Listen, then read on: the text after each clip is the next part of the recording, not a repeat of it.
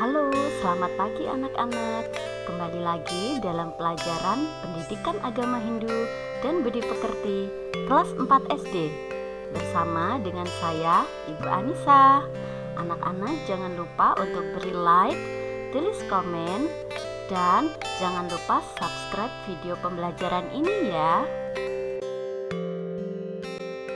Untuk mengawali pembelajaran, terimalah salam panganjali dari Ibu. Om Swastiastu.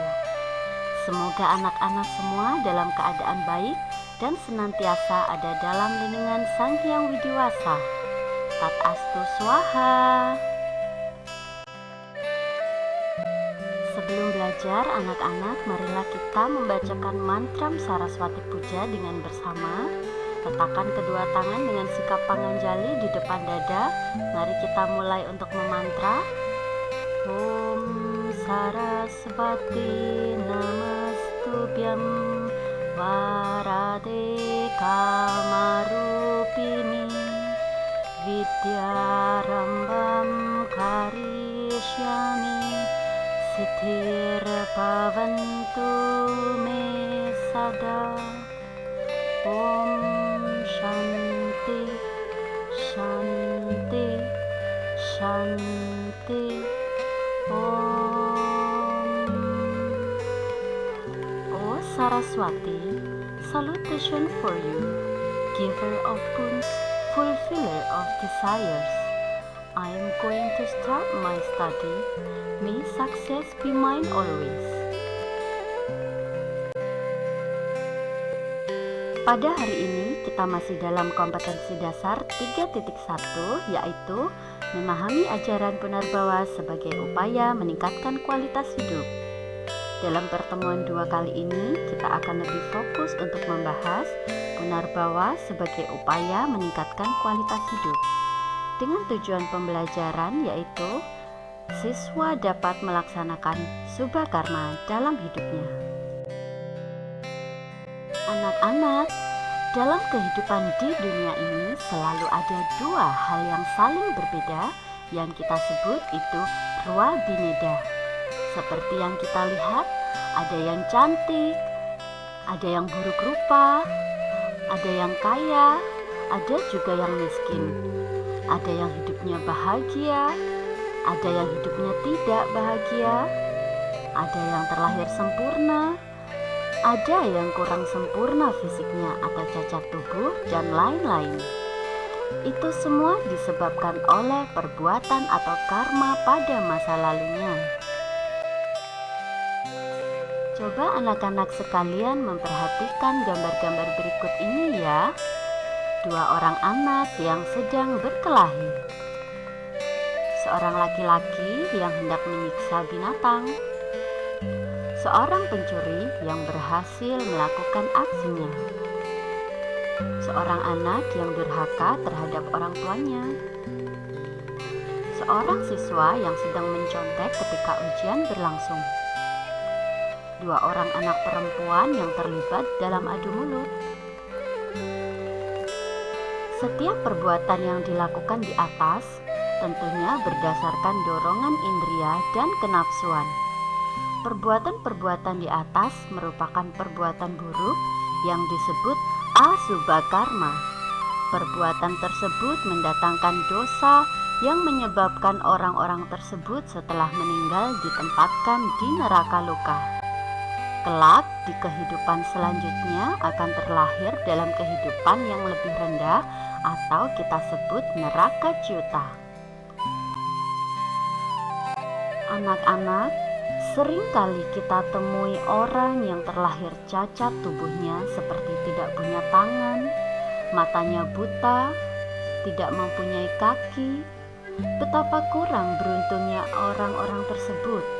Itu semua disebabkan akibat buah dari perbuatan masa lalunya yang menimbulkan bekas perbuatan atau kita sebut karma wasana pada atma. Nantinya karma wasana itulah yang akan menentukan hidup kita di masa yang akan datang. Dengan demikian tingkat kelahiran manusia berbeda-beda sesuai dengan jenis subha dan asubha karmanya. Atma yang lahir ke dunia ini membawa karma wasana masing-masing yang akan mengakibatkan kelahiran berulang-ulang dan membawa akibat suka maupun duka. Kelahiran yang berulang-ulang merupakan kesempatan baik bagi kita untuk meningkatkan kualitas hidup kita, untuk membebaskan Atma dari belenggu kesengsaraan. Karena kelahiran dan hidup kita di dunia ini adalah suatu penderitaan sebagai hukuman akibat karma kita di masa yang lampau.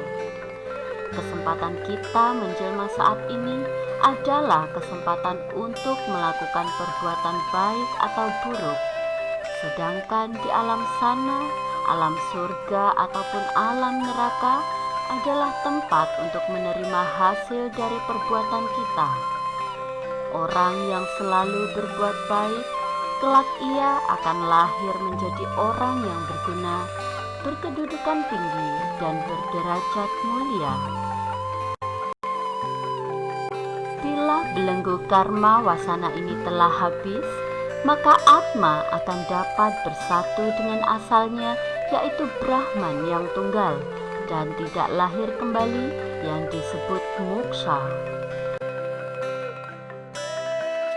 Untuk itu, mari kita lakukan perbuatan-perbuatan baik atau subha karma dalam kehidupan ini.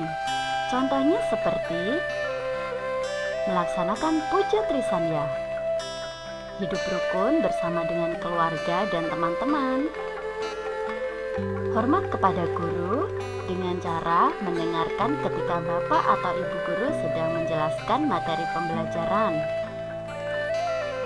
sayang terhadap hewan peliharaan dengan cara memberi makan dan minum serta merawatnya,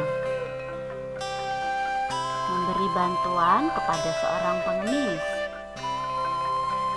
memberi bantuan kepada korban bencana alam. Dengan melakukan perbuatan-perbuatan subha karma ini, nantinya setelah meninggal orang-orang ini akan ditempatkan di surga loka dan akan mendapat kelahiran surga Jyota di kelahirannya yang akan datang. Dalam Sarasamudjaya Sloka 2 ditegaskan sebagai berikut.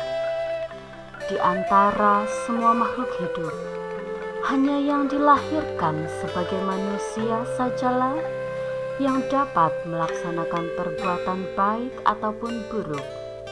Leburlah ke dalam perbuatan baik segala perbuatan yang buruk itu. Demikianlah gunanya pahalanya menjadi manusia. Sarasamudjaya Sloka 3 menegaskan sebagai berikut. Oleh karena itu, janganlah sekali-kali bersedih hati, sekalipun hidupmu tidak makmur. Dilahirkan menjadi manusia itu hendaklah menjadikan kamu berbesar hati, sebab amat sukar untuk dapat dilahirkan menjadi manusia, meskipun kelahiran hina sekalipun. Dalam Sarasamudjaya Sloka 4 juga ditegaskan, menjelma menjadi manusia itu adalah sungguh-sungguh utama. Sebabnya demikian, karena ia dapat menolong dirinya dari keadaan sengsara, lahir dan mati berulang-ulang dengan jalan berbuat baik. Demikianlah keuntungannya dapat menjelma menjadi manusia. Sarasamudjaya Sloka 5 juga menegaskan sebagai berikut. Adalah orang yang tidak mau melakukan perbuatan baik. Orang semacam itu dianggap sebagai penyakit yang menjadi obat neraka loka. Apabila ia meninggal dunia, maka ia dianggap sebagai orang sakit yang pergi ke suatu tempat di mana tidak ada obat-obatan. Kenyataannya ia selalu tidak dapat memperoleh kesenangan dalam segala perbuatannya. Sarasamudjaya Sloka 6 menegaskan, Kesimpulannya, pergunakanlah dengan sebaik-baiknya kesempatan menjelma sebagai manusia ini. Kesempatan yang sungguh sulit diperoleh, yang merupakan tangga untuk pergi ke surga. Segala sesuatu yang menyebabkan agar tidak jatuh lagi, itulah hendaknya dilakukan. Nah, anak-anak, yang dapat kita jadikan kesimpulan dalam pembelajaran hari ini adalah keuntungan terlahir sebagai manusia yang ditegaskan dalam kitab suci ini merupakan kesempatan yang baik untuk selalu berbuat baik agar hidup kita semakin baik.